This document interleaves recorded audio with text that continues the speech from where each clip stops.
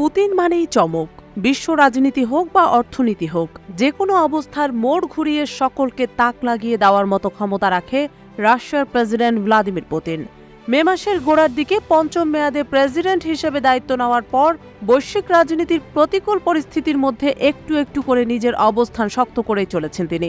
সম্প্রতি জানা গেল, আন্তর্জাতিক অঙ্গন থেকে প্রায় বিচ্ছিন্ন দুই এশীয় দেশ উত্তর কোরিয়া ও ভিয়েতনাম সফরে যাচ্ছেন রাশিয়ার ক্ষমতাধর প্রেসিডেন্ট ভ্লাদিমির পুতিন।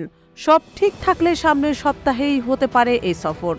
10 জুন সোমবার একটি কূটনৈতিক সূত্রকে উদ্ধৃত করে রুশ দৈনিক পত্রিকা ভদমস্তি এ খবর জানিয়েছে।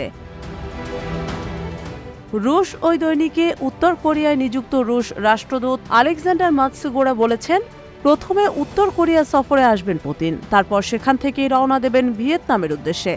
পুতিনকে স্বাগত জানাতে পিয়ংইয়ং জোর প্রস্তুতি নিচ্ছে বলেও জানিয়েছে রুশ রাষ্ট্রদূত।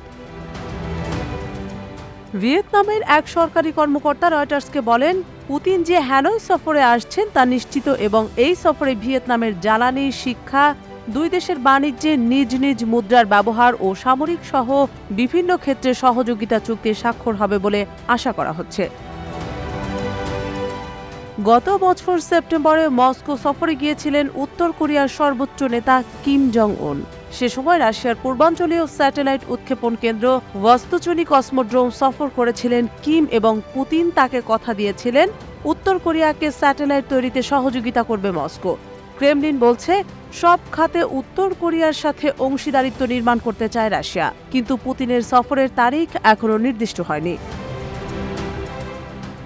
ভদমস্তির প্রতিবেদনে বলা হয়েছে, রাশিয়ার নির্মাণ খাত সহ অর্থনীতির বিভিন্ন ক্ষেত্রে শ্রমিক সংকট চলছে গত বেশ কয়েক মাস ধরে। সেনাবাহিনীতে নিয়োগ এড়াতে হাজার হাজার পুরুষ দেশ ছেড়েছেন, আবার অনেকে যুদ্ধে যোগ দিয়েছেন। এবারের সফরে উত্তর কোরিয়া থেকে শ্রমিক নেওয়ার ব্যাপারে কিম এবং পুতিনের মধ্যে আলোচনা হবে বলে আশা করা হচ্ছে।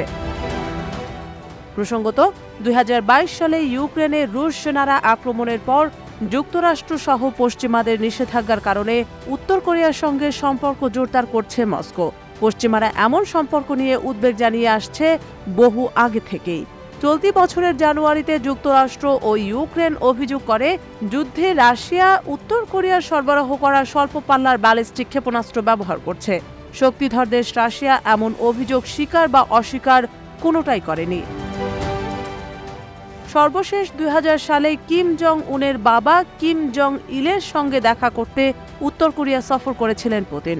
গত বছর আন্তর্জাতিক অপরাধ আদালত গ্রেফতারি পরোয়ানা জারির পর থেকে চীন, সৌদি আরব, সংযুক্ত আরব আমিরাত ও হাতে গোনা কয়েকটি দেশ ছাড়া অন্য কোনো দেশে রাষ্ট্রীয় সফরে যাননি পুতিন।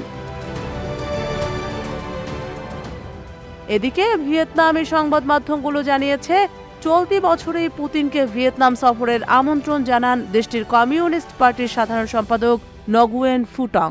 সর্বশেষ 2017 সালে দক্ষিণ পূর্ব এশিয়ার এদেশে গিয়েছিলেন পুতিন।